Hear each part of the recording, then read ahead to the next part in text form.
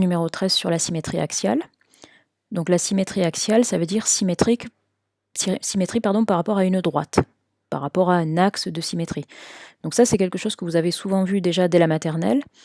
Quand vous aviez fait des petites activités de peinture, par exemple, où vous mettez un peu de peinture sur le côté d'une feuille et vous pliez en deux, et votre dessin est reproduit un peu par miroir le long du pli de la feuille, et ça vous fait une figure avec deux parties totalement symétriques. Donc ça, c'est des choses que vous avez vues de manière très intuitive déjà tout petit. Vous en avez sûrement refait à l'école élémentaire, un petit peu plus précisément, en construisant parfois des images, des figures symétriques par rapport à un axe. Et on refait un petit point en début de 6e sur cette symétrie axiale et on va aller un petit peu plus loin dans les aspects un petit peu théoriques. Mais là, on démarre le chapitre sur une partie très intuitive qui est l'idée de reconnaître deux figures symétriques par rapport à une droite. Alors pour ceux qui ont une imprimante, vous avez pu du coup imprimer la fiche leçon numéro 1 qui comporte le titre, là, ici. Ceux qui n'ont pas d'imprimante, bon, comme la leçon comporte des figures, etc., je ne vous propose pas d'écrire la leçon sur le cahier parce que ça serait trop fastidieux, beaucoup trop long, et puis c'est difficile de reproduire des figures comme ça exactement. Donc vous vous contentez d'écouter la leçon. Alors, dans cette vidéo, on apprend à reconnaître deux figures symétriques par rapport à une droite.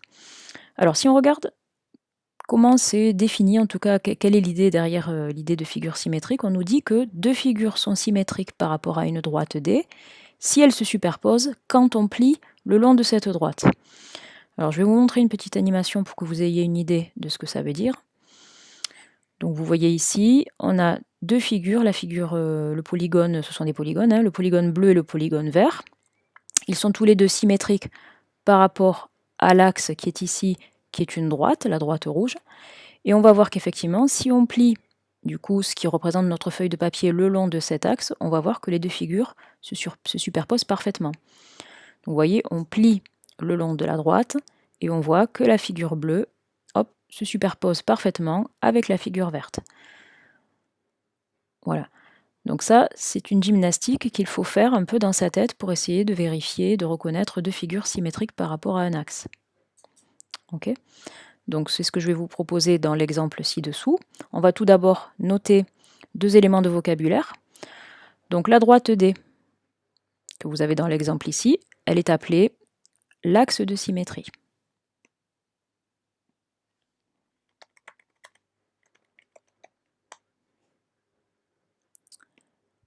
Voilà. Et l'autre élément de vocabulaire à connaître, c'est le suivant. Donc, quand on parle du symétrique d'une figure, on dit aussi que c'est l'image de cette figure.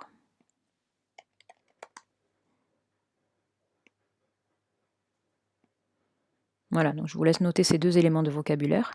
Et on va voir avec un exemple ici. Donc on a la droite D qui va jouer le rôle de l'axe de symétrie, et on a à chaque fois des paires de figures. Et il va falloir dire à chaque fois, pour chaque paire de figures, si ces figures sont symétriques ou pas par rapport à la droite D. Alors si on prend les figures D et D', qu'est-ce qui se passe? On voit qu'elles sont, bon, on a un quadrilatère comme ça, on voit qu'ils sont orientés dans le même sens. Donc si vous imaginez que l'on plie le long de cette, qu'on plie la feuille le long de cette droite, voyez, qu'est-ce qui va se passer? Les deux figures ne vont pas se superposer parfaitement. Pourquoi? Parce que la figure D n'est pas retournée. Hein.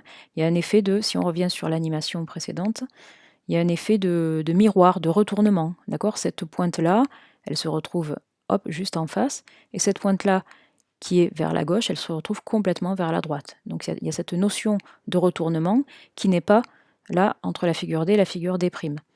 Donc ce qu'on va faire, c'est qu'on va noter, quand il n'y a pas symétrie, on va noter l'explication, et quand il y aura symétrie, on entourera. Donc là, on va noter en dessous D et D' ne sont pas symétriques par rapport à D, car D'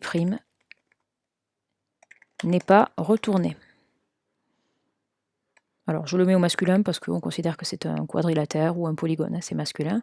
Alors là, on se contente d'une explication qui est un petit peu intuitive. Hein, d'accord? On démarre la leçon, on reste sur des choses intuitives et on va rentrer un petit peu plus dans la théorie dans la seconde vidéo. Après, si on prend les polygones E et E', on voit qu'il y a bien cette idée de retournement de l'autre côté de l'axe D. D'accord?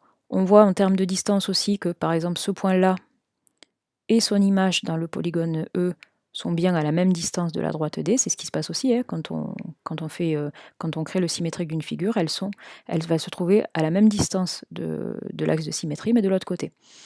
Donc E et E' sont bien symétriques. Alors ce que je vous propose, c'est de les entourer, enfin d'entourer leur nom, pardon. Voilà, E et' sont symétriques. Après, les deux cercles là, F et F', bon, on a l'impression que là, en termes de forme, de taille, ça correspond bien. On voit bien qu'elles pourraient se superposer, mais simplement, qu'est-ce qui se passe? Le cercle F' est plus éloigné de l'axe de symétrie. D'accord? Donc si on plie le long de D, les deux figures ne vont pas se superposer parfaitement. Donc F' et F ne sont pas symétriques par rapport à D, car F' est trop éloigné de D. Et enfin, les polygones, enfin les triangles G et G', est-ce qu'ils sont symétriques par rapport à la droite D? Eh bien oui, mais avec la particularité que le polygone G, donc notre triangle G, est traversé par l'axe de symétrie. Donc il y a une partie de G qui est au-dessus de D et une partie qui est en dessous. Et bien, du coup, son image, ça sera la même chose. Elle sera à cheval sur D. Et du coup, l'image de ce sommet-là va se retrouver ici. Et l'image de ce sommet-là va se retrouver ici. Donc G et G' sont bien symétriques par rapport à D. Voilà, donc là on est resté sur des notions très intuitives, hein, on est sur de la reconnaissance, on se place un peu dans des choses que vous aviez l'habitude de faire plutôt à l'école élémentaire. Et dans la vidéo suivante, on va rentrer un peu plus dans la théorie avec l'étude de l'image du symétrique d'un point par rapport à une droite.